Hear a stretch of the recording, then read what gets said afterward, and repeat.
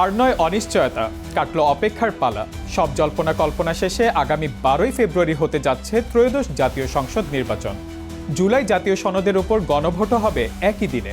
নির্বাচনের তাফসিল ঘোষণায় কি ছিল জানাতে সঙ্গে আছি আমি মাহমুদুল হাসান।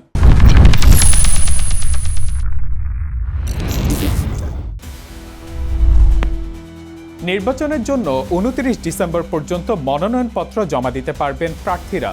মনোনয়নপত্র বাছাই করা হবে 30 ডিসেম্বর থেকে 4 জানুয়ারি পর্যন্ত।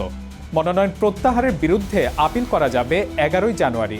আপিল নিষ্পত্তি হবে 12 থেকে 18 জানুয়ারির মধ্যে। প্রার্থিতা প্রত্যাহারের শেষ সময় 20 জানুয়ারি। প্রতীক বরাদ্দ হবে 21 জানুয়ারি। নির্বাচনী প্রচারণা শুরু 22 জানুয়ারি, শেষ হবে 10 ফেব্রুয়ারি সকাল 7:30টার মধ্যে এবং 12 ফেব্রুয়ারি 300 আসনে হবে ভোট গ্রহণ। এবারের নির্বাচনে ভোটার 12,76,00,000-এর বেশি। 3 লাখের বেশি প্রবাসী ভোটারও পোস্টাল ব্যালটে ভোট দিতে নিবন্ধন করেছেন। একই পদ্ধতিতে কারাবন্দীরাও নির্বাচনে অংশ নেবেন। নির্বাচন কমিশনে নিবন্ধিত রাজনৈতিক দলগুলোই দলীয় প্রতীকে নির্বাচনে অংশ নিতে পারবে। বর্তমানে ইসিতে নিবন্ধিত দল 56টি। এর মধ্যে নিবন্ধন স্থগিত থাকায় আওয়ামী লীগ এই নির্বাচনে অংশ নিতে পারবে না।